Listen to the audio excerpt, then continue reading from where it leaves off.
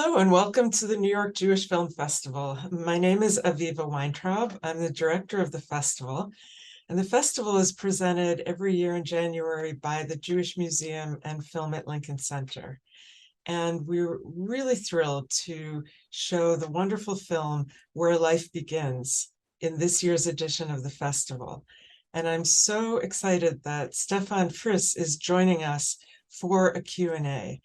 Before we get started, I will tell you that Stéphane is best known for his work as an actor in French film, television, and stage.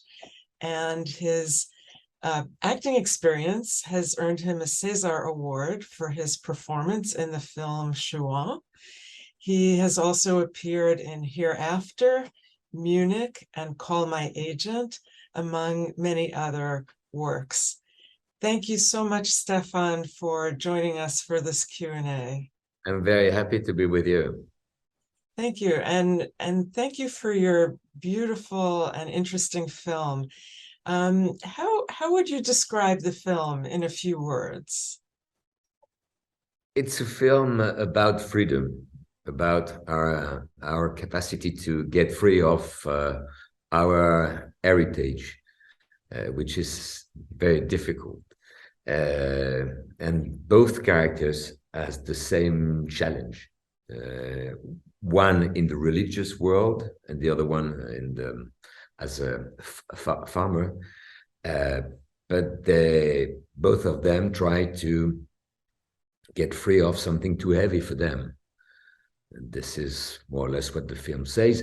And thanks to this very, I wouldn't say impossible, but very surprising meeting between each other, starts a love story, if I could say like that. But it's not exactly that.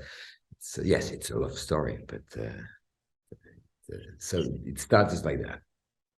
And where did the idea come from for the film? It comes, actually, it's a good question because as you said before, I'm an actor, and I always worked as an actor, and so I'm used to be on the other side of the camera. And but what I realized that when you are on the other side, even if you don't pay attention that much to what you have around you, it's in you. I mean, you understand the light, where is the position of the camera, your partners, the director. So it's something like it's the same world. So it was not that surprising to move from this side to the other one. Why? Actually, after being 30 years as an actor, I felt that something was missing. Something was missing, and not only as the future director that I was about to be, but as an actor too, and as a man too. And I couldn't explain exactly what was missing. So I had the opportunity to work with other writers as a script doctor on different films, because a friend of mine proposed me to read their film and just give my impression on the film. And so it was working as a writer was not unknown to me, but it's something different to work for somebody, or to work for your own on your own history. And I understood that I had to stop and open my computer and start writing. I really didn't know what was about to get out of this work. Maybe nothing.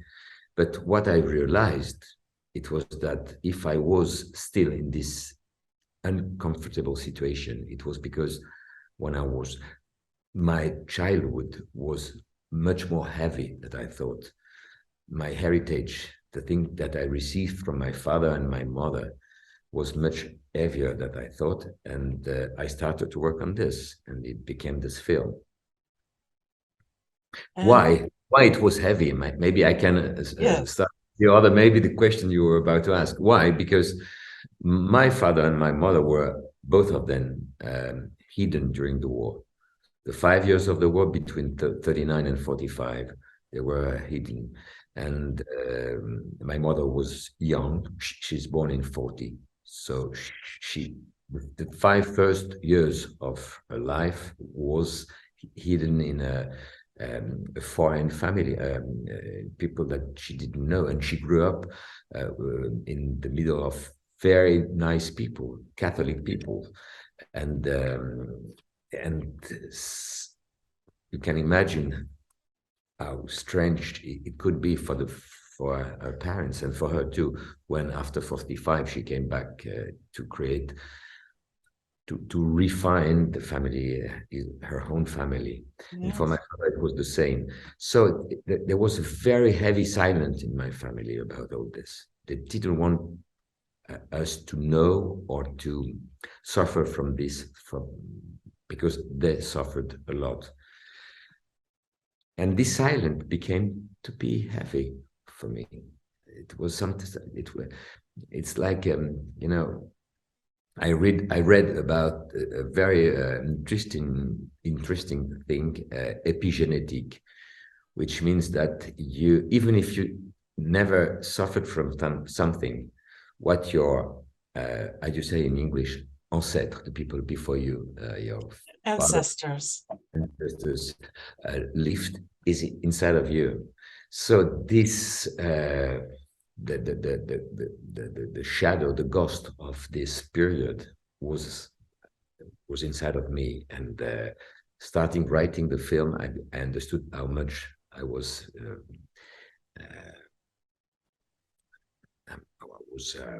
deeply touched by this, concerned by this. And little by little, I started to write this story, which is completely coming from my imagination. Nothing special. Nothing that I lived by myself. Yes. So it sounds like you feel like there is a shared trauma in the family that can get passed to the next generation. Yeah. Did writing the film help you face the family history? Of course. Yeah. And it helped me to open this door, the conversation I never had before with my father and with my mother too. But it was more difficult with her because she was still very wounded by this. It was something that she got very, closed with the key. I don't know how to say it in English. And I would have liked so much this. I was expecting this film to help us to start a new era, a new period together. But she died during I was editing the film. Oh, I'm sorry. Yeah, this is yes, this film helped me a lot to be more in touch with with their history, which means my history too. And I noticed that you dedicate the film to your mother, so we understand why. Yeah. No, it was very surprising because she was not old, and she was living in Israel. She was living in a very religious community, Lubavitch. And because of the COVID and because of many different things, it was very difficult to get there in Israel, and because of the shooting of the film. And I really expected the end of this shooting and the editing of the film to get there and to show the film.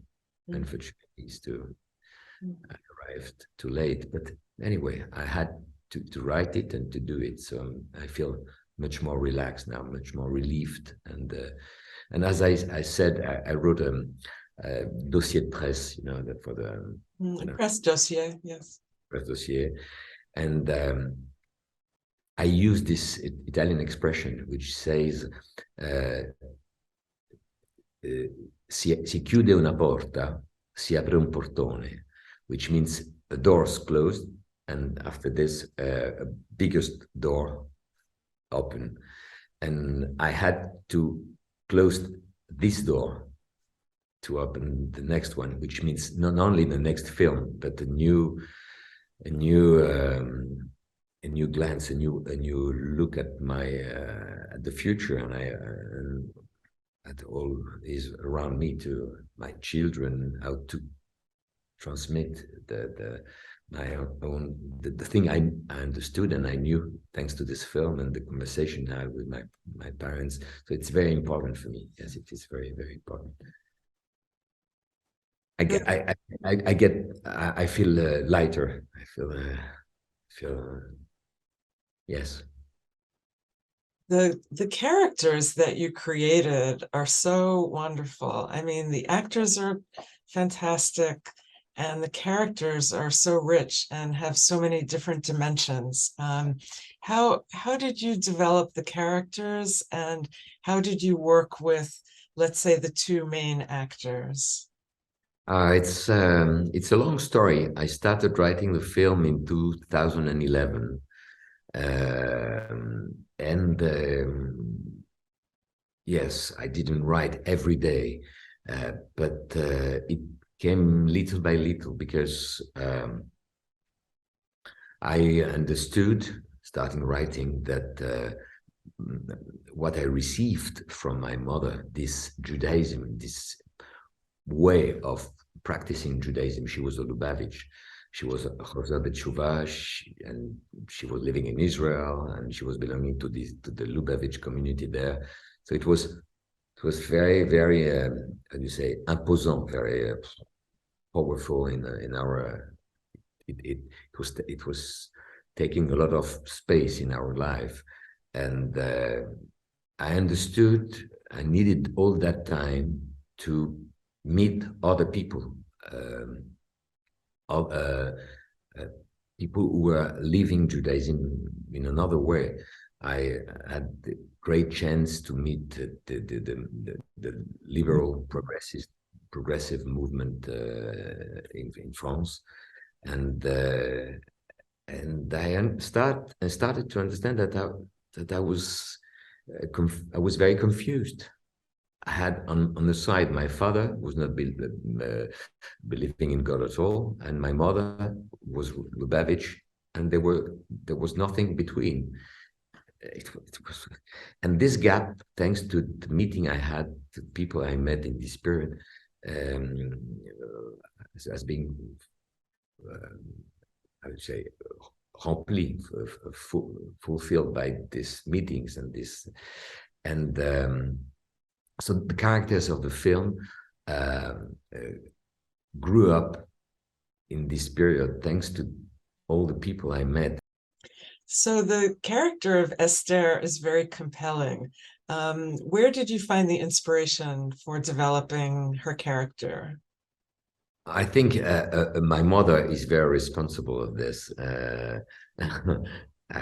She, when she divorced of my father, she was 32. And she was very, very far from religion. And she met friends and people, and she came back to Judaism thanks to the Lubavitch community in France. So from nothing, because I had no Jewish education during my childhood, I passed to Lubavitch world in my house, and so it was very, very, very surprising and very new for us. And for a long, long time, I thought that this way was the only way to see Judaism, because before I was living a very secular life without any idea about what Jewish meant. So when I started writing the film in 2011, I did this long walk from this connection with the Lubavitch word of my mother to the Judaism I'm living today, much more open to the world, much more Yes, I don't like the word liberal because it doesn't, for me, it doesn't mean a lot of things, but a way to be in connection with not only the practice, but everything which belongs to the to our story, cultural, and so on. So this is my mother is hidden behind Esther, of course, yes. And the idea to have the setting be a farm for etrogim, for citrons, it's such a great idea for the encounter of these two very different cultures. How did the idea for that setting come about? Oh, it's such an accident. I was working for years on the writing, and a day I put on my computer looking for an information about etrogim, and appears Lubavitch people in the middle of Calabrian fields watching citrons, and I thought, what are they doing there? And I read about this this thing that God asked Moses to send messengers in Calabria to bring back to Canaan the citrons, and I thought, this is huge, because I didn't want to make a Jewish film. I tried to be as universal as possible. That's why I have Esther on the side and Elio on the other one, just to say that we are all we have all the same problems about what we received and how to live with this and how to get and it was evident after that, because Italy was a neutral land, and the meeting between this Jewish family and this Italian farmers was, for me, it was cinema. And would you say that Elio and Esther face a similar problem in their own life? Yes, I think so.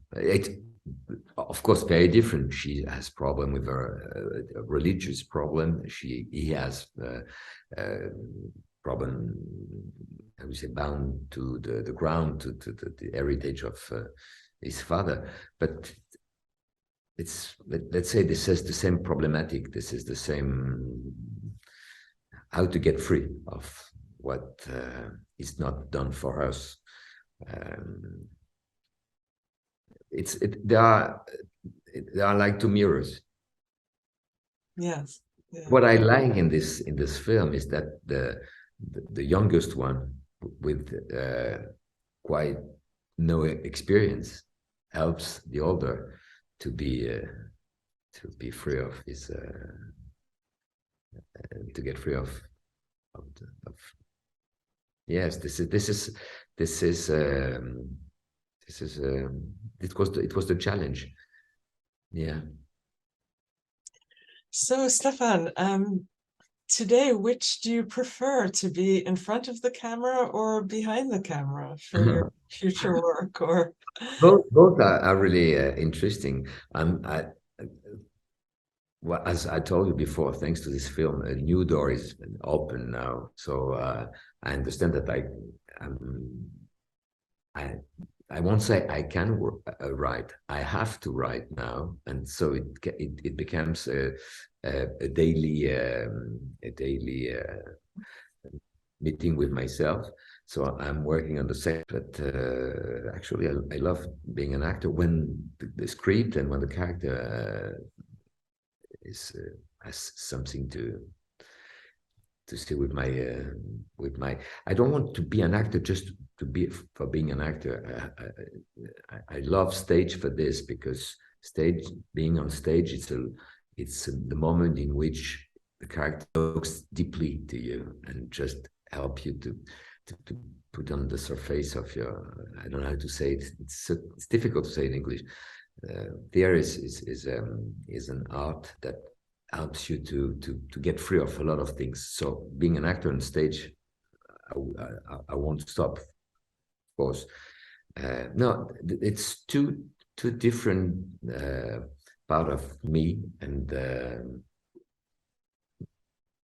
I need both of them. Yeah. That's great. Well, we're so glad you made this film for your directorial debut, and we hope you'll keep in touch about your future projects. I would have loved so much to be with you in New York or everywhere in the United States where the film is given. I've heard that the climate is terrible now in America, and it's been cold, but today is more normal, so don't be afraid to come. No, but it's not the reason why I don't come. I come I know. to promote my film in France, but I would love to be there with you. So I say hello to the audience, and I hope I will be there soon. Thank you so much. Thank you for taking the time. Thank you. Thank you for all those kind words. Thank you very much.